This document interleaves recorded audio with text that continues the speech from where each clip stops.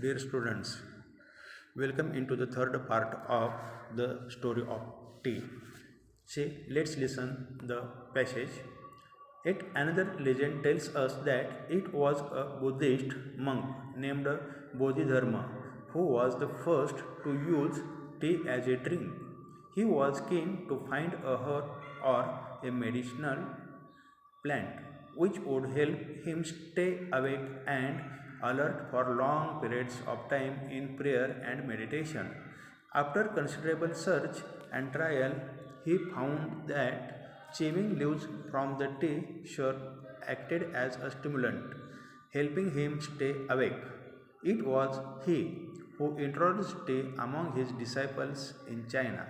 It is said that Japanese priests studying under Buddhist teachers in China carried to carried tea seeds and leaves back home with them. Turkish traders also began to bargain for tea on the border of Mongolia.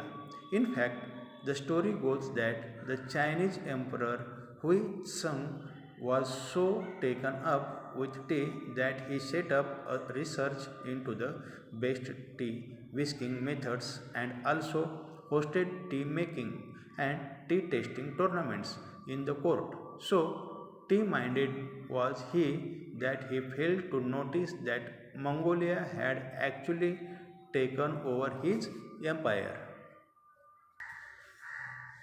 मित्रांनो या ठिकाणी पहा काय सांगितलेलं आहे. It another legend tells us that it was a Buddhist monk named Bodhidharma who was the first to use tea as a drink.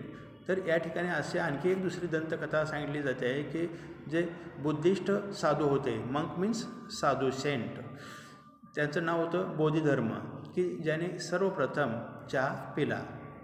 He was keen to find a herb or a medicinal plant which would help him to stay awake and alert for long periods of time in prayer and meditation. तर असं म्हटलं जातं की त्याने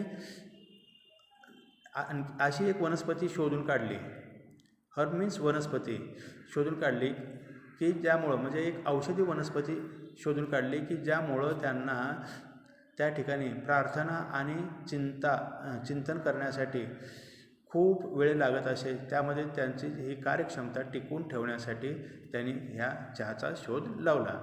after considerable meditation म्हणजे चिंतन. After considerable search and trial he found that chewing leaves from the tea shirt acted as a stimulant. तर त्यांनी सतत असा शोध लावला, म्हणजे सारखं विचार करून कन्सिडरेबल सर्च म्हणजे विचारात्मक एक शोध लावला की काही पानं असं चघळल्यानंतर, म्हणजे विशेषतः चहापत्तीची जी पानं आहेत ती चघळल्यानंतर त्याच्यामध्ये तो उत्तेजितपणा कायम राहत असत. हेल्पिंग हिम स्टे अवेक म्हणजे नेहमी जागं राहण्यास त्याचा उपयोग होत असत. It was he who introduced tea among his disciples in China. आणि त्याने ह्या चहाच्या बाबतीमध्ये आपले जे डिसायपल्स म्हणजे शिष्य जे होते, अनुयायी जे होते, म्हणजे चीनमध्ये त्यांचे जे अनेक अनुयायी होते त्यांच्यामध्ये ह्या पदार्थाची त्यांनी ओळख करून दिली. त्यांच्यामध्ये ह्या पानाविषयी ते चर्चा केली. It is said that Japanese priests studying under Buddhist teachers in China carried tea seeds and leaves back home with them.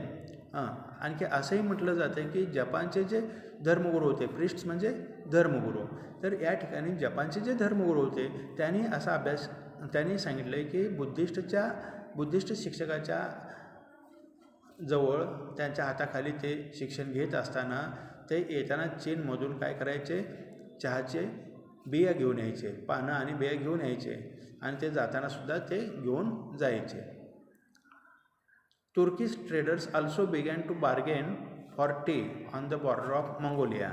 आणि जे तुर्किश म्हणजे तुर्किश ट्रेडर्स म्हणजे तुर्कस्तानचे व्यापारी, त्यांनी सुद्धा असं सांगितलं की मंगोलियाच्या सीमावर्ती भागामध्ये त्यांनी ह्या चहाच्या पानाची देवाणघेवाण केली. In fact the story goes that the Chinese emperor Huitsung was so taken up with T.